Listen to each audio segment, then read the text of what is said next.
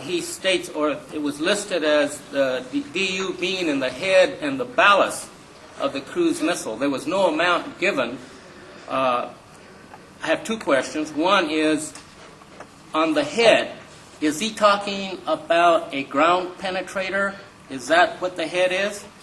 And if it is the head, if it is a ground penetrator, that ground penetrator in the Tomahawk cruise missile weighs 1,000 pounds. That's what the explosives on the Tomahawk cruise missile are. And the ballast, usually when ballast is used in the Tomahawk cruise missile, it is used when the ground penetrator on the head is intact. If this is the case, then these Tomahawk cruise missiles, both in Iraq and Kosovo, were carrying 1,000 pounds of depleted uranium if they were being used as ground penetrators. And the second question, I want to know if that's what he meant. And if that is what he meant, the cruise missiles have been used in Iraq, for instance, where they hit civilian targets, like in Baghdad.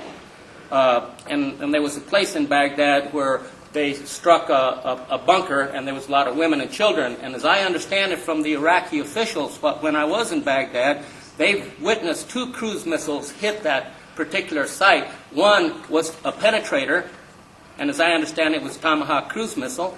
And then seconds or minutes later, a second Tomahawk cruise missile hit with the explosives.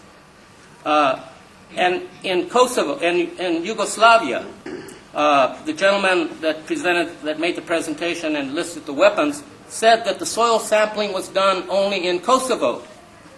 Cruise missiles were fired throughout Yugoslavia, including sites like Novi Sad. My question there is, why weren't soil samples taken where those cruise missiles hit in such places such as Novi Sad? That if I knew the value, I would give you. I'm not given everything also. I'm not in a lot of secrets.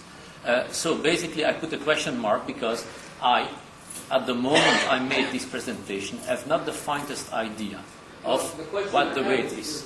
Is when you list the DU in the head of the... No, I know. What I know is that they are penetrator and they are ballast. That's all the extent of my knowledge. I don't know more than you. You seem to know better than I do. So when you refer to the head, interesting that if you are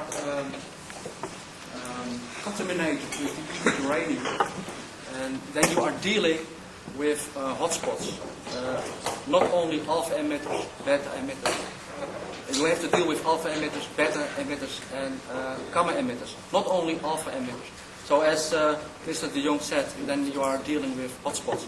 And that's very interesting to speak about it and to make it more understandable, because it's a very interesting subject. I wrote that down and we will clarify this. I was just wondering, Belgium, if you didn't have measurements for U-235. Sorry, could you speak louder? Did you have measurements for U-235? I saw in your slides you had 234 and 238, and it's hard for me because I'm used to looking to determine... I shown you urine samples, so the 2 borderline samples that were the limit detection of MOL.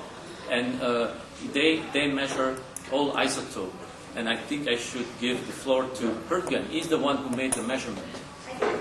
We didn't get the results. Doctor, my concern is a patient's well-being and patient's health. We are talking about biological material, not about soil samples. But my comment here is to a gentleman, I think Dr. Zizi, Professor Zizi. I happened to know the results from Nuclear Institute in Belgrade, Vinča, that analyzed the samples from Novi Sad that Mr. Damasio Lopez asked, and they were positive. So indeed, it's very important where you collect the samples. You're right, but I tell you from the standpoint of personal protection, there is no way Belgium can make a scanning of the whole Balkan region. The world can make a scanning. Yeah, you see, that's... This is something I absolutely... Yes. I was just to... 234, 238 can serve the purpose to detect if it is depleted or enriched uranium. The result from the urine analysis show more that it was more towards enriched uranium than towards depleted uranium. Fine. So, good. I don't see that there is no depleted uranium. other measurements have been done also by the NGIC, where they were looking at the ratio. In fact, what they were calculating is trying to show how much depleted uranium there was in the urine excreted by the soldier with, in fact, shrapnel. And they can say there was, say that there was 100% or 70% of depleted uranium mixed with the natural uranium. And that was by ICPMS. May I conclude with an anecdote? Would you permit me, Doctor? Okay, yeah, please. The Roman Emperor Claudius was very sick once, and he asked his chief physician, whose name was Symmachus, to find the reason for his sickness. And Symmachus analyzed his diet and everything, and he said, you should have this plant in your diet, petrozelina. And king said, but wouldn't you allow me to pray to gods? Maybe they'll cure me. He said, no. Why not? He said, because I believe in the petrozelinum, because I can measure. We are talking about measurable depleted uranium in the biological specimens, which nobody in the world had the interest to repeat, to prove or disprove our findings. The question is why?